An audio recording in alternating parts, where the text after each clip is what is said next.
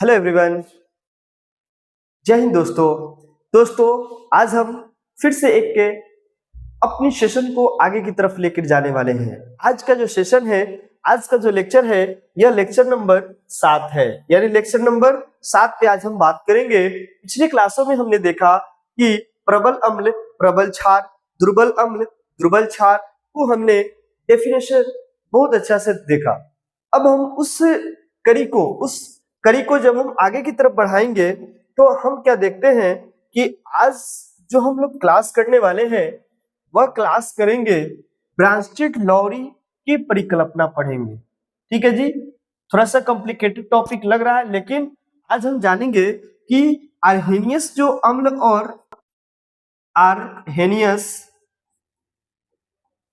के अनुसार अम्ल और जो क्षार को जो परिभाषित किया गया था, यानी अम्ल व क्षार को जो परिभाषित किया था, तो अम्ल को बोला था OH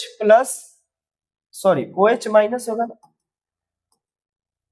अम्ल को क्या बोला था H+ और OH माइनस। ये आर्हेनियस ने बताया था। अच्छा, एक और हम बता रहे हैं, एक स्वाद के आधार पे भी हम लोग देखे थे कि स्वाद के आधार पे अगर खट्टा है तो अम्ल, अगर कड़वा है तो क्षार। ठीक है जी, अगर लवणीय है तो नमकीन है तो उसको हमने बोला था यानी अम्ल, क्षार व लवण। ठीक है, तो अब देखिए ये अम्ल स्वाद में कैसा होते हैं तो खट्टा होते हैं, क्षार कैसे होते हैं तो कड़वा होते हैं। ठीक है, कड़वा। और लवण कैसे होते हैं तो नमकीन होते हैं। कैसे होते हैं? नमकीन। ये स्वाद के आधार पे हमने अम्ल, क्षार और लवण को बताया। लेकिन आर्हेनियस जो थे, एक भी वैज्ञानिक थे, इन्होंने कहा, अपनी अवधारणा को दिया, अपनी कंसेप्ट को दिया, और उस कंसेप्ट के माध्यम से इन्होंने समझाया कि अगर हम किसी पदार्थ को जलीय विलयन में डालते हैं, अगर वो H+ दे रहा है तो हम उसको बोलेंगे, अगर वो H+ दे रहा है तो हम उसको बोलेंगे एसिड है, यानी अम्ल है। अगर OH- दे रहा है तो हम उसको बोले बेस है। ठीक है, यानी हम बेस बोले। तो अब यहां से और जो अवधारणा जो लेकर के आए वो थे ब्रांस्टेड एवं लौरी। कौन थे जी? ब्रांस्टेड एवं लौरी। ठीक है, ये क्या थे, इनकी अवधारणा क्या है? तो इन्होंने कहा कि प्रोटॉन के आधार पे, ठीक है, यानी प्रोटॉन की बात की इन्होंने। अब हम पढ़ेंगे इलेक्ट्रॉन, प्रोटॉन और न्यूट्रॉन के बारे में थोड़ी सी जिक्र करेंगे, लेकिन ये चीजें क्लियर होनी चाहिए कि इलेक्ट्रॉन क्या है, प्रोटॉन क्या है, न्यूट्रॉन क्या है। क्योंकि इन्होंने कहा कि अगर हम प्रोटॉन को त्याग रहे हैं, यानी हाइड्रोजन के नाभिक से अगर प्रोटॉन को त्याग रहे हैं तो वो अम्ल है। ठीक है, अगर हम ग्रहण कर रहे हैं तो क्षार है। इतनी ही बातें उन्होंने बताया। ब्रांस्टेड और लौरी की जो अवधारणा है, उन्होंने कहा कि अगर हाइड्रोजन नाभिक से प्रोटॉन अगर त्याग करता है तो वो अम्ल है। अगर हाइड्रोजन नाभिक से प्रोटॉन अगर ग्रहण करता है तो वह क्या है? क्षार है। ठीक है, तो ब्रांस्टेड और लौरी की परिकल्पना तो यही है। तो आज का जो हमारा क्लास होगा वह क्लास होगा ब्रांस्टेड एवं लौरी की परिकल्पना। तो हेडिंग सबको क्या डालेगा? ब्रांस्टेड एवं लौरी की परिकल्पना। उससे पहले हम थोड़ी सी बातें जानने की कोशिश करेंगे कि आखिर इलेक्ट्रॉन, प्रोटॉन और न्यूट्रॉन क्या है। क्योंकि अब हमें जानना है कि हाइड्रोजन नाभिक से प्रोटॉन कैसे त्याग कर रहा है और हाइड्रोजन नाभिक से प्रोटॉन कैसे ग्रहण कर रहा है। अगर ये बातें हम समझ गए तो हमारे कंसेप्ट क्लियर, और हम जान जाएंगे कि अम्ल किसे कहते हैं, क्षार किसे कहते हैं। कोई दिक्कत? कोई दिक्कत नहीं। ठीक है दोस्तों, तो अब हम आगे की तरफ बढ़ेंगे और हम जानने की कोशिश करेंगे कि ब्रांस्टेड लौरी की परिकल्पना में क्या कह रहा है। तो हम सबसे पहले क्या करेंगे कि अगर कोई हम तत्व ले ले, अगर हम हाइड्रोजन ले ले, तो अगर हम इसको बोले तो इसका नाम क्या है? तो हाइड्रोजन, यानी हाइड्रोजन के बारे में हमें जानना होगा। ठीक है, हाइड्रोजन। ठीक है, हाइड्रोजन को के अगर हम परमाणु क्रमांक की बात करें, हाइड्रोजन के परमाणु क्रमांक की अगर हम बात करें, परमाणु क्रमांक कितना होता है? तो 1।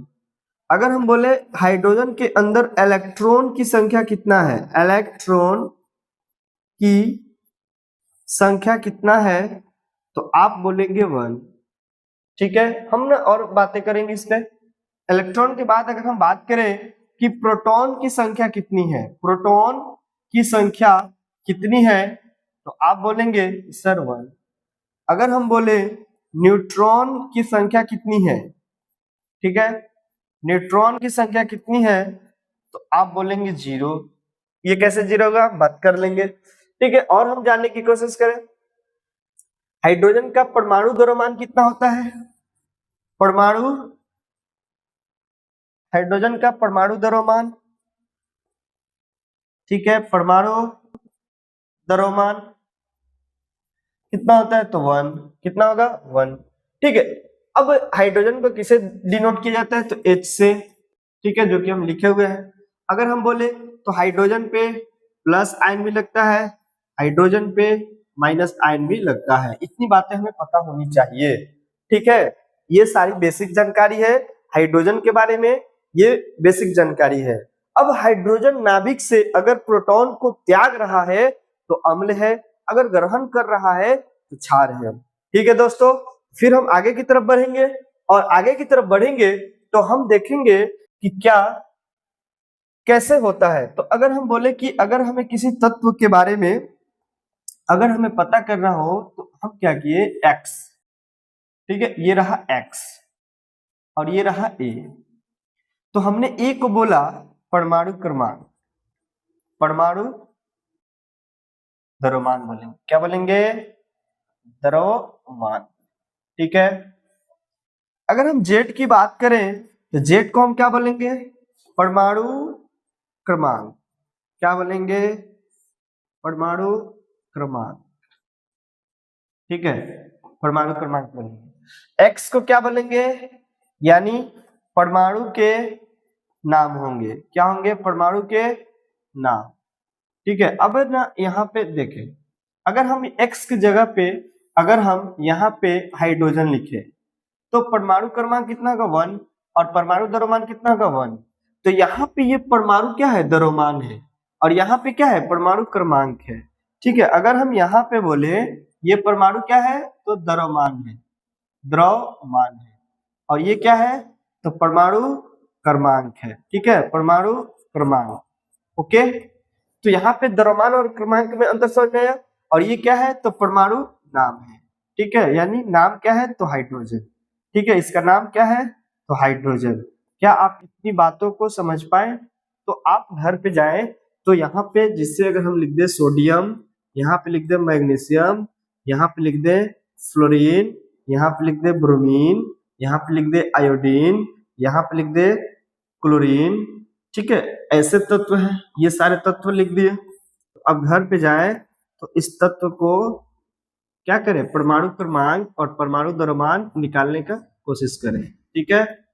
ऐसे इसका परमाणु क्रमांक, परमाणु द्रव्यमान, इलेक्ट्रॉन की संख्या, प्रोटॉन की संख्या, न्यूट्रॉन की संख्या, ठीक है। अब हम बात करेंगे इलेक्ट्रॉन की संख्या पे। इलेक्ट्रॉन की संख्या क्या है, तो अगर हम बोले कि अगर यहाँ पे है इलेक्ट्रॉन तो इलेक्ट्रॉन बराबर होता है प्रोटॉन, तो इलेक्ट्रॉन का जो साइन होता है माइनस और पी क्या होता है, प्लस, ठीक है, क्योंकि ये है हमारा नाभिक, ठीक है, ये है प्रथम कक्ष, ये हमारा क्या है, प्रथम कक्ष, ठीक है, यानी ये है नाभिक। नाभिक के अंदर क्या रहेगा, प्रोटॉन और न्यूट्रॉन, इलेक्ट्रॉन बाहर मूव करते हैं, ठीक है। इलेक्ट्रॉन कहाँ मूव करेंगे, बाहर मूव करेंगे, कहाँ मूव करेंगे, बाहर मूव करेंगे, ठीक है। इतनी बातें क्या आप समझ पाए, अगर इतनी बातें समझ पाए तो थोड़ा सा हम इलेक्ट्रॉन प्रोटॉन न्यूट्रॉन पे बात कर देते हैं कि आखिर इलेक्ट्रॉन प्रोटॉन न्यूट्रॉन होते क्या है। तो हम क्या किए कि अगर हम ले लिए कि अगर कोई तत्व लिए, जैसे अगर हम सोडियम ले लेते हैं, क्या ले लेते हैं, सोडियम, ठीक है। अगर हम सोडियम लिए तो सोडियम का परमाणु क्रमांक जो होगा वो होगा 11, और परमाणु द्रव्यमान कितना होगा, 23, ठीक है।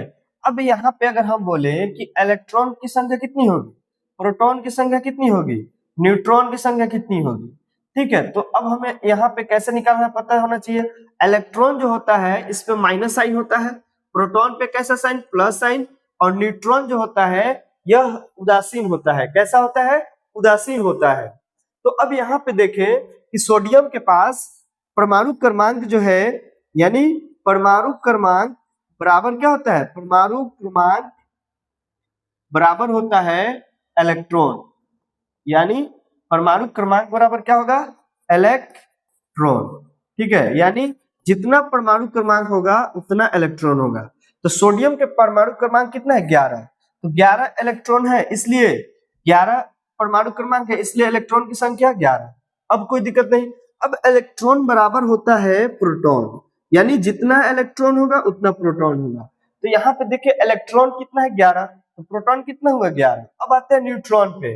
न्यूट्रॉन की कहानी थोड़ी सी अलग है, यानी कह रहे परमाणु द्रव्यमान। तो परमाणु द्रव्यमान को हम किससे डिनोट किए थे, ए से डिनोट किए थे। किससे किए थे, ए से, ठीक है। यानी परमाणु द्रव्यमान को हम किससे डिनोट किए थे, तो ए से। जैसे में यहाँ पे आ जाए, थोड़ा सा पीछे की तरफ आएंगे, तो यहाँ पे देखें हम लिखे हुए कि नहीं, यहाँ पे ए लिखे हुए कि नहीं, लिखे है ना। तो जब यहाँ पे हम ए लिखे हुए हैं तो वही चीज तो हम यहाँ पे किए। तो यहाँ पे देखें हम यहाँ पे लिखे ए, क्या लिखे, ए। अब यहाँ पे ये परमाणु ए माइनस करेंगे कितना, ये जेड है, ये एक्स था, ये ए था, ये जेड था, तो ए माइनस जेड, ए माइनस जेड। तो ए कितना है हमारा, ए देखे तो कितना है 23, ए कितना है हमारा 23, और माइनस कर दिया, और जेड कितना है 11, 23 में से 11 गया तो 12, यानी हमारा न्यूट्रॉन की संख्या कितना है 12, प्रोटॉन की संख्या 11, इलेक्ट्रॉन की संख्या 11। तो अब यहाँ पे देखें हाइड्रोजन में अगर हम बोले कि प्रोटॉन की संख्या कितनी है, तो इलेक्ट्रॉन आप बोलेंगे सर 1, प्रोटॉन कितना होगा, तो इलेक्ट्रॉन बराबर प्रोटॉन, और न्यूट्रॉन की संख्या कितना है, तो 1 - 1 0। तो आप यहाँ पे देखें कि हम यहाँ पे क्या 0 लिखे हैं कि नहीं। जब हम यहाँ पे आए थे देखिए इलेक्ट्रॉन 1, प्रोटॉन 1, न्यूट्रॉन की संख्या 0। 0 कैसे लिखे पता चला, कैसे लिखे पता चलना चाहिए। तो अब आते हैं अपने टॉपिक पे, और टॉपिक हमारा क्या है, यह टॉपिक है ब्रांस्टेड-लाउरी की अवधारणा। क्या है, ब्रांस्टेड-लाउरी की अवधारणा, ठीक है जी, ब्रांस्टेड-लाउरी की अवधारणा। तो यहाँ पे देखे ना हम लिख दिए हैं पहले से ही, पीपीटी तैयार करके रखे थे। ब्रांस्टेड तथा लाउरी की परिकल्पना क्या है, करे वे पदार्थ जो हाइड्रोजन नाभिक से प्रोटॉन को त्याग देता है, क्या करेगा, त्याग देता है, अम्ल कहलाते हैं। यहाँ पे देखिए HCl जो है, जब इसको एक्वस जल में डाला गया, ये क्लोरीन टूट करके बाहर निकला और यहाँ पे H3O बना दिया। H3O कैसे बनाया, तो हाइड्रोनियम बनाया। H3O का नाम क्या है, हाइड्रोनियम, यानी यहाँ पे है +3 और यहाँ पे है -2, तो यहाँ पे क्या हो जाएगा +1। तो यहाँ पे क्या किया कि यहाँ पे त्याग दिया, इसलिए क्या बना दिया, अम्ल बना दिया। क्या आप इस बात को समझ पाए, जैसे यहाँ पे है वे सभी पदार्थ जो हाइड्रोजन नाभिक से प्रोटॉन को त्याग देता है, अम्ल कहलाते हैं। क्या आप इतनी बातों को याद कर पाएंगे, ठीक है, यानी आपको तो याद करना ही होगा। करे वे पदार्थ जो हाइड्रोजन नाभिक से प्रोटॉन को त्याग देता है, यानी नाभिक से किसको त्याग रहा है, प्रोटॉन को त्याग रहा है, क्या कहलाएगा, अम्ल कहलाएगा। इसको आप नोट्स कर लेंगे।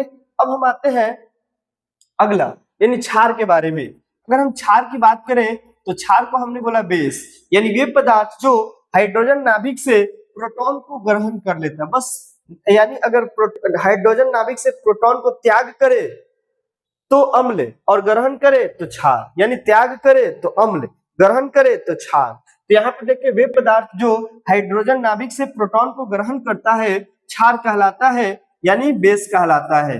यानी क्या कहलाएगा, बेस कहलाएगा। जैसे हमने लिया है अमोनिया, तो जब जल में डाले तो ये क्या है, बेस है, क्या है, बेस। और यह जो बेस है, यह बेस के साथ एसिड के साथ अभिक्रिया कर रहा है, तो हाइड्रोक्साइड निकला।